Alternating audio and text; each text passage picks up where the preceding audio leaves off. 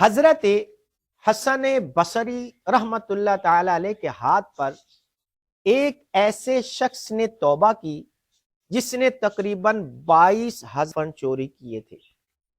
آپ کے دریافت کرنے پر اس نے 3 قبر کے واقعات کو بیان کیا۔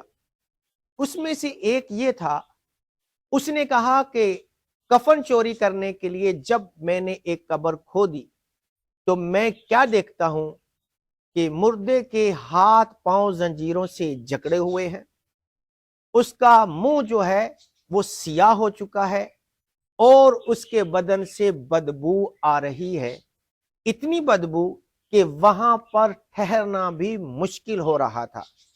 میں خوف کے مارے، ڈر کے مارے وہاں سے بھاگنا ہی چاہتا تھا کہ اچانک مردے نے آواز دی کہ کہاں بھاگتا ہے، ٹھہر جا اور آ سن کہ مجھے کس جرم کی سزا مل رہی ہے۔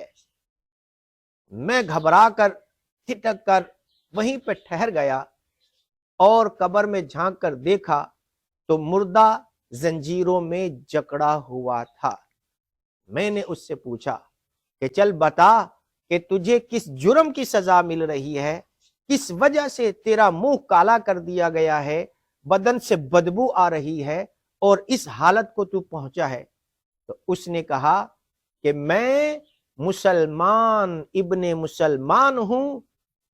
مسلمان ہوں اور مسلمان کا بیٹا ہوں، لیکن میں شراب پیا کرتا تھا، میں شرابی تھا اور زنا کرنے کا عادی تھا، میں زنا بھی کیا کرتا تھا، تو شراب اور زنا کی وجہ سے آج مجھ پر یہ عذاب ہو رہا ہے، میں اس عذاب میں گرفتار ہوں۔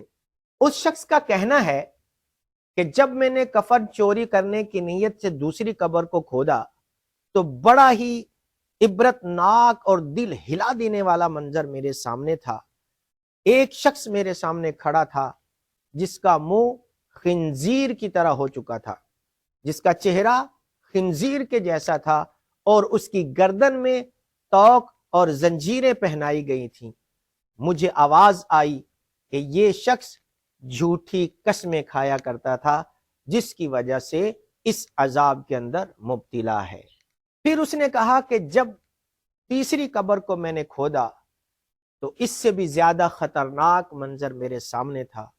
میں کیا دیکھتا ہوں کہ ایک شخص گدی کی طرف سے، یعنی کہ اس کی زبان پیچھے کی طرف سے نکلی ہوئی تھی، گدی کی طرف سے زبان نکالے کھڑا تھا اور اس کے بدن پر کیلیں ٹھکی ہوئی تھی، کیلیں ٹھکی ہوئی تھی اس کے بدن پر، اور بتایا گیا کہ یہ شخص غیبت کیا کرتا تھا، چغلی کیا کرتا تھا اور لوگوں کو آپس میں لڑواتا تھا، ایسی باتیں کیا کرتا تھا جس سے مسلمان آپس میں لڑیں اور جھگڑیں۔ عذابات قبر کے بارے میں کتابوں میں بہت سے واقعات تحریر ہیں، بہت سے واقعات لکھے ہوئے ہیں، اور قبر کا عذاب جو ہے یہ حق ہے، اس سے کوئی انکار نہیں کر سکتا کہ جس نے دنیا میں رہ کر غلطیاں کی ہیں، گناہ کیے ہیں، اللہ کی نافرمانیاں کی ہیں، یقیناً انہیں قبر کا عذاب بھگتنا ہوگا۔ اصل میں جو عذاب قبر ہوتا ہے اسی کو ہی عذاب برزخ کہتے ہیں۔ عذاب قبر اور عذاب برزخ ایک ہی چیز ہے، کیونکہ عموماً لوگوں کو قبر میں دفن کیا جاتا ہے تو اس لیے اسے عذاب قبر کہا جاتا ہے۔ عذاب برزخ بھی اسی کا نام ہے۔ برزخ کا مطلب ہوتا ہے پردہ، چونکہ یہ سلسلہ پردے میں ہوتا ہے، آدمی لوگوں کی نظروں سے چھپا ہوا رہتا ہے، اسی لیے اسے عذاب برزخ کہا جاتا ہے۔ ایسے معاملات، ایسی واقعات اللہ تبارک و تعالی بعض مرتبہ اپنے بندوں کو دکھاتا ہے تاکہ وہ عبرت حاصل کریں، وہ عبرت پکڑیں اور گناہوں سے باز رہیں، گناہوں سے باز آ جائیں اور اللہ کی فرما برداری شروع کر دیں۔ سمجھدار کے لیے اشارہ کافی ہوتا ہے۔ اللہ تعالی عمل کی توفیق عطا فرمائے۔ السلام علیکم ورحمۃ اللہ وبرکاتہ۔